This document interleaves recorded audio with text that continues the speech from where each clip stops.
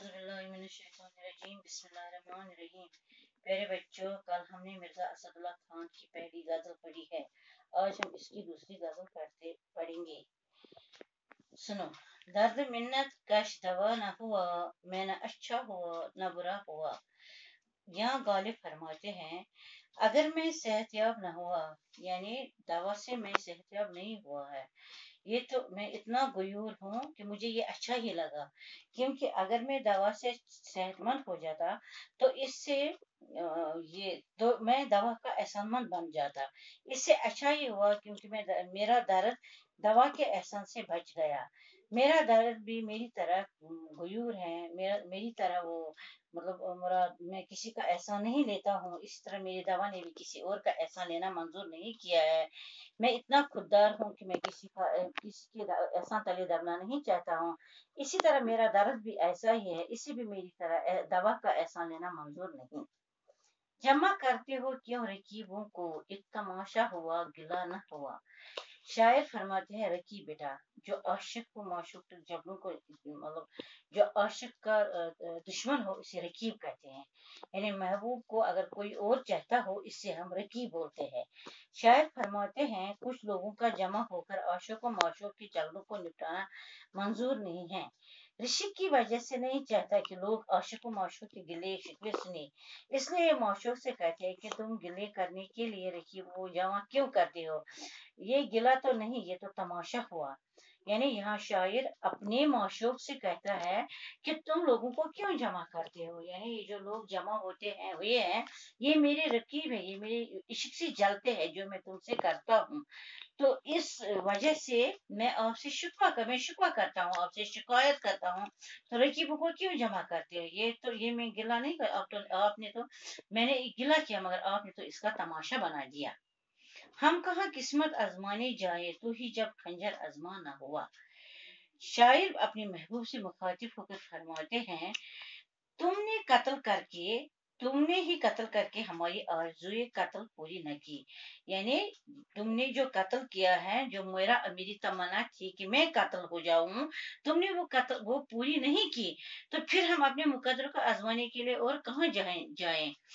ये आरज़ू कहीं और पूरी नहीं हो सकती। यानी अगर तुम मुझे अपने इश्क से कत्ल करोगे तो मुझे लगेगा कि मैंने अपनी आरज़ू को पाए तकमील तक पहुंचाया, यानी मैं कत्ल हो गया हूँ तुम्हारे इश्क से। लेकिन मैंने ये मुकद्दर को आजमाने के लिए तुमसे इश्क किया था कि तुम मुझे कत्ल करो, लेकिन जब आपने ये मेरी ये आरज़ू पूरी नहीं की तो मैं और कहाँ जाऊं। कितने शीरीं हैं तेरे लब की रकीब, गालियां खा के बदमजा न हुआ। शायर फरमाते हैं कि तुम्हारे लबों में कितनी मिठास है। कि तुमने गालियां दी, कि रकीब को तुमने गालियां दी, यानी दुश्मन को तूने गालियां दी। गालियां तो बहुत बदमजा होती हैं, वो तो तलख होती हैं, मगर जो तुम्हारे लबों से निकली, ये गालियां जो तुम्हारे लबों से निकली, अगर किसी को हम गाली देंगे तो उसको बुरा लगेगा, लेकिन जब तुमने अपने मुंह से ये गालियां निकाली तो वो मीठी हो गई। वो रकीब जो कि सच्चे मानों में तुमसे मुंह से अदा होने वाली गालियां भी रकीब को बुरी नहीं लगी, उनमें भी एक मजा है। शायर यहाँ अपने महबूब की तारीफ करते हैं, अपने महबूब के हुस्न की तारीफ करते हैं। यानी ये कहते हैं कि तुम मेरे महबूब तुम इतने खूबसूरत हो, तुम्हारे लब इतने खूबसूरत हैं, अगर इनसे गालियां भी निकलती हैं तो वो भी मीठी हो जाती है, उनमें से भी मिठास ही आती है खबर गर्भ उनके आने की, आज ही घर में भूलिया न हुआ। फरमाते हैं शायद, यहाँ फरमाते हैं कि आज मुझे ये खबर मिली है कि शायद मेरा महबूब तशरीफ लाएगा, शायद मेरा महबूब आएगा, लेकिन हमारी बेसर सामानी का ये आलम है कि आज हमारे घर में एक चटाई भी नहीं है। भूलिया मीन्स यहाँ चटाई। हमारे घर में इतना गरीब हूँ, आज मैं इतना बेसर सामान हो गया हूँ कि आज हमारे घर में भी एक चटाई भी नहीं है जिस पर मैं इनको बिठा सकता, अपने महबूब को बिठा सकता। एक तरफ इनके आने की खुशी है तो दूसरी तरफ अपनी गरीबी का मातम कर रहा हूँ, यानी कि मैं इतना गरीब हूँ, इतना बेबस हूँ, इतना लाचार हूँ कि अगर मेरा महबूब आ रहा है, उनके आने की खबर आ रही है, तो मैं इतना मसरूर हो गया, इतना खुश हो गया हूँ कि मेरा महबूब आएगा। लेकिन जब अपने घर की हालत देखता हूँ, जहाँ पर एक भूया भी नहीं, एक चटाई भी नहीं है जिस पर मेरा महबूब बैठता, तो इनके आने की खुशी में मैं इसको अपने घर को सजाता, इसको बिठाता, लेकिन अपनी बेसर सामानी को देखकर मेरी खुशी भी काफूर हो गई ना, क्योंकि मैं बहुत इतना गरीब हूँ, इतना परेशान हूँ कि अपनी परेशानी के आलम में इस खुशी को भी मैं एंजॉय न कर सका।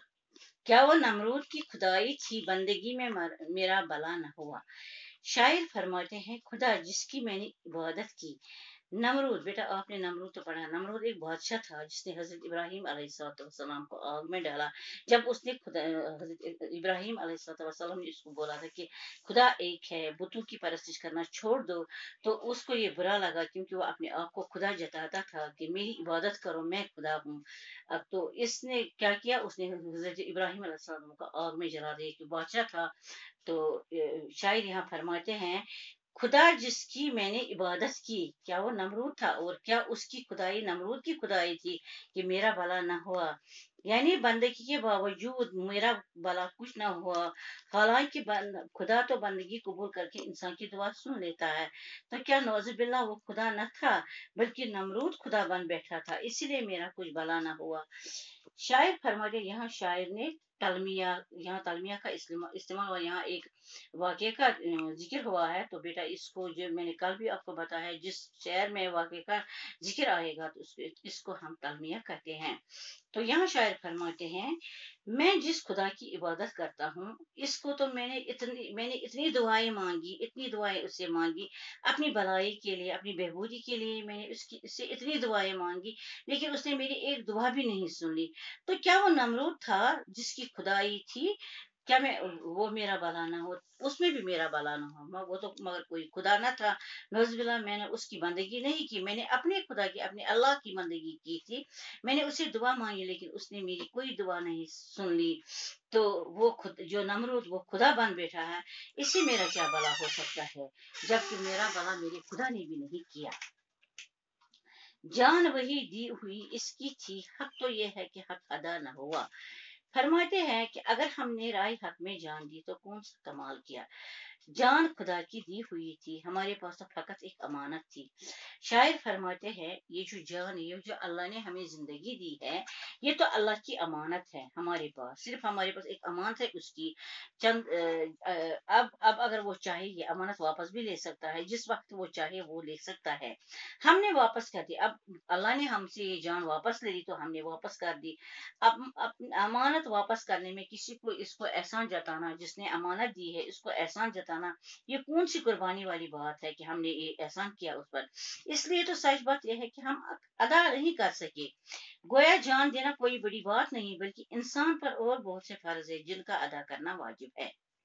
जख्म गर्द जख्म घर दब गए, लहू न थमा। जख्म घर दब गया, लहू न थमा, काम घर रुक गया, रवाना हुआ। शायर यहाँ फरमाते हैं कि अगरचे मेरे जख्मों से लहू बरस रहा है, लहू रस रहा है, यानी खून रस रहा है, खून बह रहा है, तो हालांकि जख्म को दबाने से लहू थम जाना चाहिए। ये जो मुझे जख्म है, मैंने उसको दबा दिया था, उसको पट्टी बांधी थी, फिर भी इसको थम जाना चाहिए, लेकिन इसके बरखिलाफ भी हमारा काम रुक गया, लेकिन फिर रुका ही रुका, चल न सका। हालांकि होना तो यह चाहिए था कि जिस तरह काम रुक जाने पर रवा नहीं होता, इसी तरह जख्म दब जाने से लहू भी रवाना होता। शायरी जाहिर करना चाहते हैं कि जो बात मेरे हक में फायदेमंद थी, वो हमेशा उल्टी पेश आई है। अपनी बदनसीबी और बदबख्ती का इजहार निहायत उम्दा ढंग से किया है। शायर फरमाते हैं कि यानी मैं इतना बदनसीब हूँ कि मैंने जो भी काम किया वो उसका उल्टा ही नतीजा निकला है। मेरे हक में कोई बात फायदेमंद साबित नहीं हुई है। मैं हमेशा जो भी काम करता हूँ वो उससे उसका उल्टा ही हो जाता है। अगर मैंने जख्म पर ये पट्टी भी बांध दी, फिर भी खून बह रहा है। हालांकि जख्म दबाने से लहू थम जाना चाहिए था, इस ये थम जाना चाहिए। इसी तरह जो मैं काम करता हूँ वो रुक नहीं जाना चाहिए था, लेकिन वो रुकता गया। जाहिर है कि मैं जो भी काम करता हूँ, इससे मुझे यही लगा कि मैं बहुत बदनसीब हूँ कि मैं जो भी काम करता हूँ उसका उल्टा ही नतीजा निकलता है।